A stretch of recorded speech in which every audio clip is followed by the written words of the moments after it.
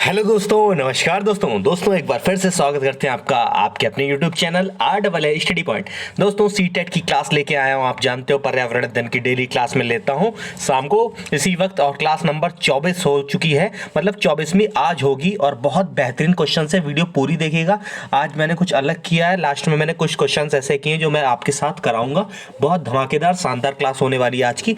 जो भी भाई बहन चैनल पर नया जुड़ा हो चैनल को सब्सक्राइब कर ले, वीडियो अंत तक देखें, अंत में बहुत अच्छे क्वेश्चंस लिए और डेली मैं कुछ क्वेश्चंस करा दिया करूंगा जिससे ये क्वेश्चंस आपके आने पक्के हैं। दोस्तों चैनल को सब्सक्राइब कर ले और वीडियो को अंत तक देखें। सबसे पहले RAA स्टडी पॉइंट आपके साथ है और साथ ही रहेगा। दोस्तों पहला क्वेश्चन आपकी स्क्रीन पर ये रहा।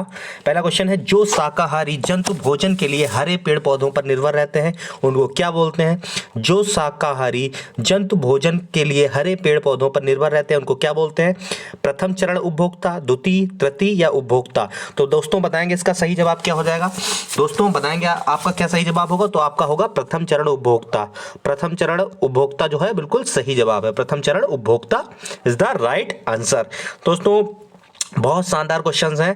आपका एग्जाम बहुत ज़्यादा ही निकट है। जो सीरियस नहीं हुए वो अब भी सीरियस हो जाए, अभी भी समय है।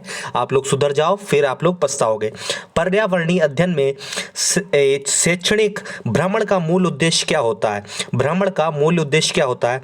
बच्चों की ऊर्जा को विकसित करना, छात्रों के लिए प्रत्यक्ष अनुभव, या फिर सामाजिकरण को बढ़ावा देना, या टीम भावना बनाना?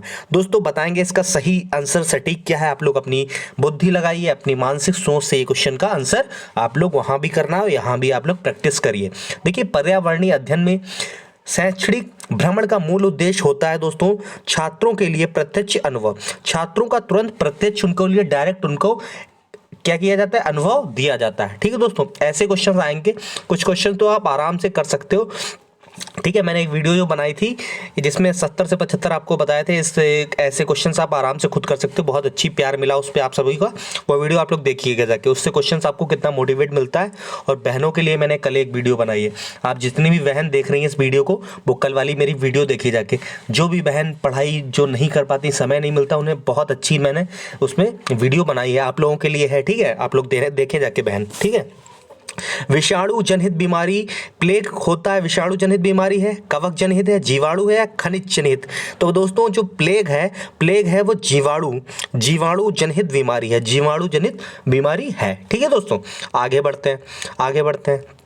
आगे वायु दाब नापने वाला यंत्र किस नाम से जाना जाता है? बैरोमीटर, थर्मामीटर, सीस्मोग्राफ या फिर हाइग्रोमीटर? दोस्तों बताएंगे आप लोग इसका सही क्या होगा। देखिए वायु ताप मापने वाले यंत्र का नाम होता है बैरोमीटर।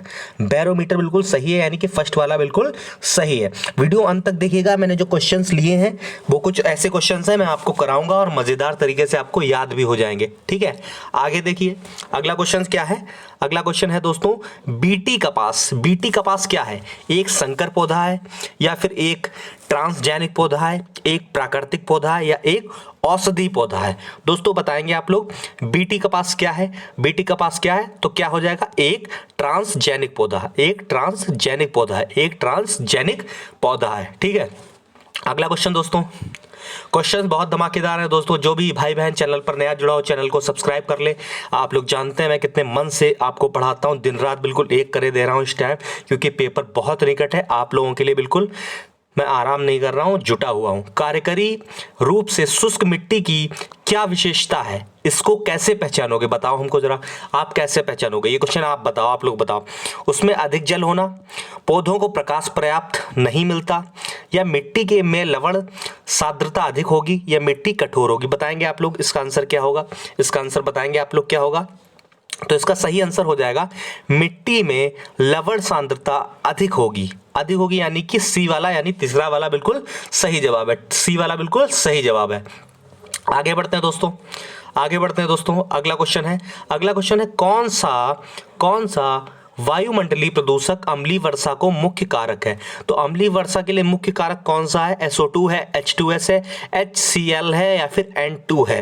बताएंगे आप लोग इसका सही जवाब क्या होगा। जानते हैं आप लोग सल्फर ऑक्साइड यानी कि SO2 बिल्कुल सही जवाब है। अच्छा दोस्तों, एक आता है कि धान के खेतों से कौन सी गैस उत्सर्जित होती है, उसका आंसर आप लोग क्या बताओगे? बताओ आप लोग कौन सी गैस है? मीथेन। अगला है निम्नलिखित में से कौन सा रसायन आम पकाने में प्रयोग होता है? ये आप लोग को बताना होगा, आप लोग को बताना होगा।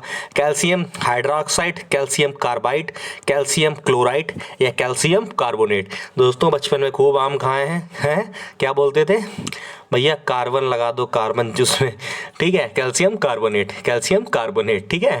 कहते थे पका दो पके हुए उसके कार्बन, पके ना खाना, पके ना खाना। अब पता चल रहा होगा कि भैया क्वेश्चंस यही आने हैं, ठीक है। बचपन सबने अच्छे से जिया, मैंने भी जिया है।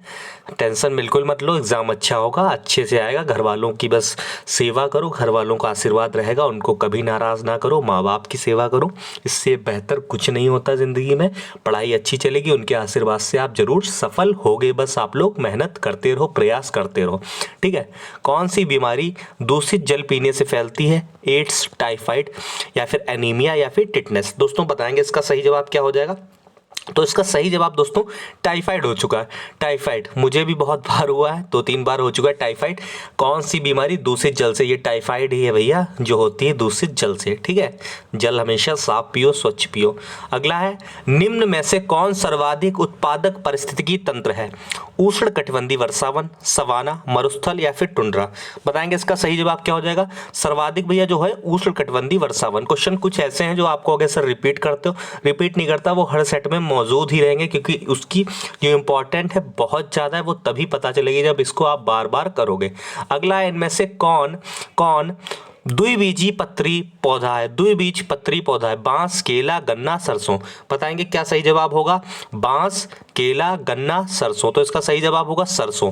सरसों जो है वो द्विबीजी पत्री पौधा है, ठीक है। आगे बढ़ेंगे, आगे बढ़ेंगे दोस्तों। क्वेश्चन कैसे लग रहे हैं? बहनों भाइयों आप सभी से निवेदन है, चैनल को सब्सक्राइब कर दो, ठीक है। गुरु दक्षिणा के रूप में चैनल को सब्सक्राइब कर दो और एक कमेंट करना बिल्कुल ना भूलो। आपको डेली बताना ना मुझे पड़ा करे, इतना प्यार बना दो, ठीक है। पौधों, देखिए प्लेटफॉर्म जरूर छोटा है, इसका मतलब ये नहीं टेक्स्ट बुक से। कुछ लोग मुझसे बोले सर टेक्स्ट बुक हम लोग लगा लेते हैं।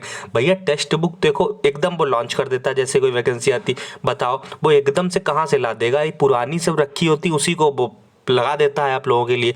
एक चीज़ बताओ, और हम लोग मेहनत कर रहे हैं डे टू डे, तो कहाँ से कर रहे हैं? क्योंकि डे टू डे इकट्ठा करने में समय लगता है, एक वो पहले से उनका तैयार होता है, जैसे एग्जाम आता है तुरंत कर देते हैं। तो प्लेटफॉर्म बड़े से इसका मतलब ये नहीं होता कि मैटर भी बड़ा मिले। अब धीरे धीरे पता चलेगा कितने क्वेश्चन उनके फंस रहे हैं, अब पता चलेगा। इस बार आप देख लो क्वेश्चन, देखिए आपको कितने मिले तो फिर बताइएगा। पौधों में हम लोगों ने खुद अनुभव किया भैया, बैठे हैं जाके तब जाके, एड़ियाँ घिसी हैं तब जाके यहाँ पर हैं, ठीक है। ऐसे नहीं पेन कलम पकड़ लिए, ठीक है। वो अनुभव आपको पता चलेगा वहाँ पेपर में देखो जाके। पौधों में जल का अधिग्रहण किसके द्वारा होता है?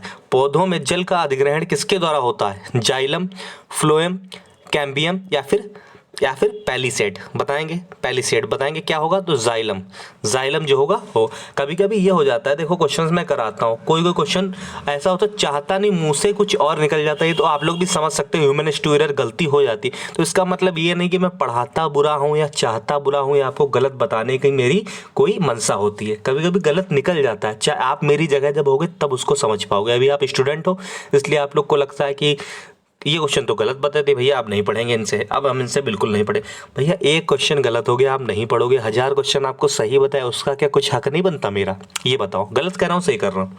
बताओ गलत। आप लोग तो एजेड लोग हो, शिक्षक बनने वाले हो, समझदार हो, आपसे भी कभी गलती होगी। एक आधी कभी गलत हो जाए तो उसका मतलब ये नहीं उसको छोड़ दो वो गलत हो गया, ऐसा नहीं होता दोस्तों। कौन सा प्रथम साहित्य स्रोत है? सामवेद, यजुर्वेद, ऋग्वेद या अथर्ववेद?